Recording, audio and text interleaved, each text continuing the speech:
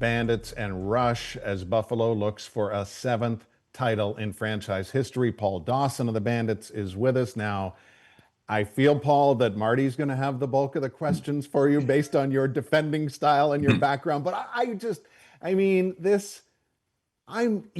you can tell I'm so excited for this weekend. What is it like for you guys having taken game one, the narrowest of defeats in game two, and the build-up now this week for game three? Yeah, it's great. I think it's kind of like one of those things, right?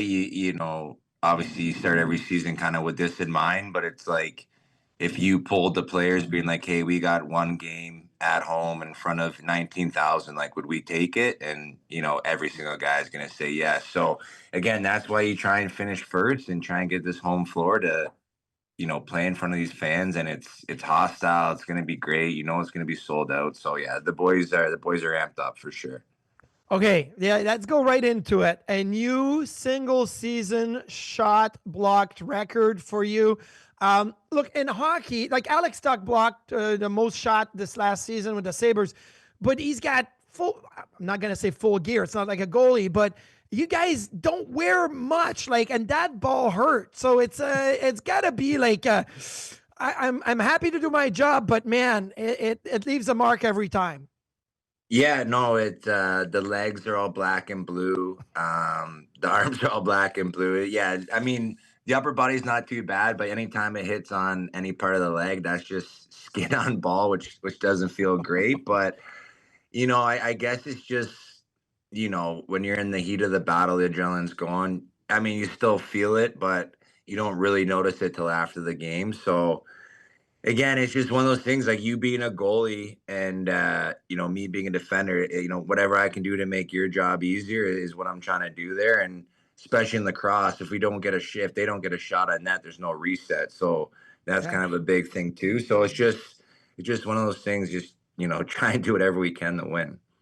Paul, you've been doing this, though, for almost 2 full decades in the National Lacrosse League, and it's only been since 2022 that they have officially kept this stat. So while you were a single season record holder this year, do you believe that there have been other years in your career where you may have blocked perhaps a lot more than this season?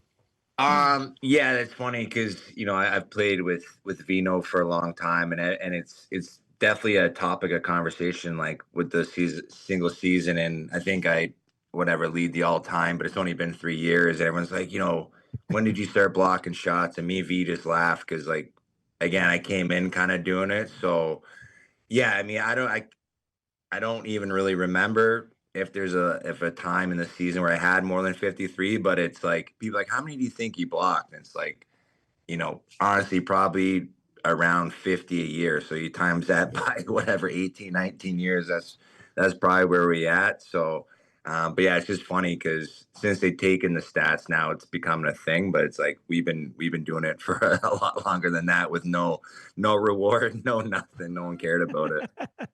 Well, you were a goalie before, and look, if I'm going to be playing out in an alumni game or a beer league game or whatever, somehow the instincts are always I want to get in front of the puck and block it, right? As a goalie. So is that how that first translated? Like you going from goalies to a defender and saying my instincts are I just want to get in the way of the ball? Yeah, 100%. Like again, when I first started playing out, it was you kind of don't really know what you're doing. So all of a sudden you kind of out of position, but you see the guy shoot. You're like, well, might as well try and make a save. And that's kind of how it's evolved and kind of helped me become good at it. So yeah, I've never really lost that kind of instinct, but it's definitely kind of when I first started, it would just be like natural. You would still throw the arm out or whatever, like a goalie. And that's how it all kind of started. You previously won during that past era, you said, with Matt in Rochester. You joined the Bandits last year. You won again. You're on the cusp of it again this season. How did you end up in Bandit land in the back half of last year? How did that all go down? And where were you at mentally at this stage of your career prior to arriving with the Bandits? Yeah, I mean, we got traded. I got traded at the deadline from Colorado. So it was interesting because I mean, I'll try and make it a short story, but I was the captain of the team in Rochester, and then kind of before the start of the season, they had a different view and didn't want me to come back. So I kind of went from being in Rochester for a long time, being the captain, and then all of a sudden it was like, yeah, we just don't think you got it. So that was, like any athlete, it's a bit of a shot to the ego when you still think he can play and all that. And luckily, Colorado reached out, and they've had some good seasons and had some good rivalries with the Bandits. So I thought this would be a good situation. We'd make a run at it, get to Colorado. Just things didn't work out team wise. We had some injuries, and just kind of the season went by the wayside. But I loved my time there, and I didn't talk to the team about getting a trade or anything. It was just kind of at kind of the 11th hour of trade deadline, I saw my phone ring from the GM. And, as Marty probably knows, any timeline on deadline day, something's going to happen. So I answered it, and it was the GM of Colorado, and just said, hey, listen, we appreciate everything you've done, so on and so forth, but we trade you. And then it's kind of like, okay, well, where? And then he said to Buffalo. And, at the time, I've spent so much time in this league against these guys that there was honestly a deep hatred for the organization and for the players, just of the success they had. And just, kind of like a Toronto Montreal thing. There was just a deep rivalry. So it was definitely mixed emotions, but kind of after, 20 minutes of realizing that this team still had a lot to do and a lot to give and be successful. I know the season last year wasn't regular season wasn't as good as they wanted to be, but I realized it was going to be a really good situation for myself and kind of in the last half of my career. So all of a sudden I started getting excited, and then you get to Bandit Land, and it's always fun playing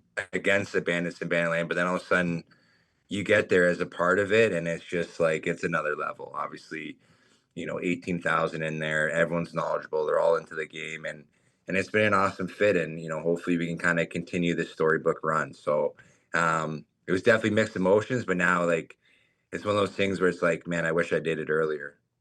Do you know if Vino petitioned for you to come on the team because you guys know each other? I don't. I remember. I remember talking to Chugs, the GM, and he said he tried for a couple times, and I do remember when I was back in Rochester when we were a new franchise, and there was a deadline, and the GM at the time came up to me then and said, there's a couple teams interested, and I just said, I kind of wanted to grow. We were an expansion franchise, so I was like, well, I kind of want to grow and lead this team and try and. So I kind of turned down the trade. I didn't know who it was, but now coming back, it was Buffalo. So I guess they tried for a couple years, and I don't know if V petitioned for me or not, but again, just happy to be here now. Rewind to, I don't know, let's say you're 10 years old and you're playing the game with your brother. And now we fast forward 3 decades and both of you are in the top 10 all time in games played. Wildly different players, but incredibly impactful players. Like, how do you describe this family journey?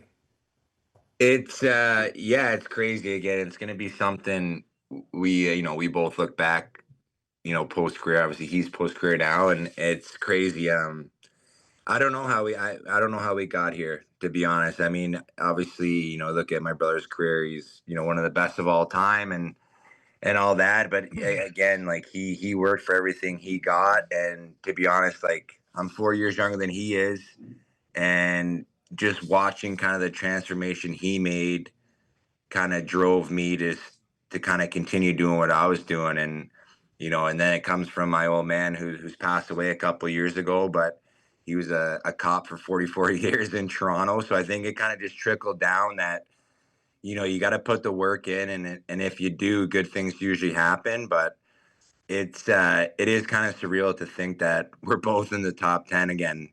I'll say, like, my brother, I always kind of knew once he turned the switch on and was how he would do great things. But for me, it is kind of cool, and something I never thought of, or never something I aspired to, but it is something pretty special. What's the 1 point of emphasis for the game 3? Like looking back to how game 1 went and game 2 didn't go, what's the 1 point of emphasis for you and your team? Just honestly, a clean 60.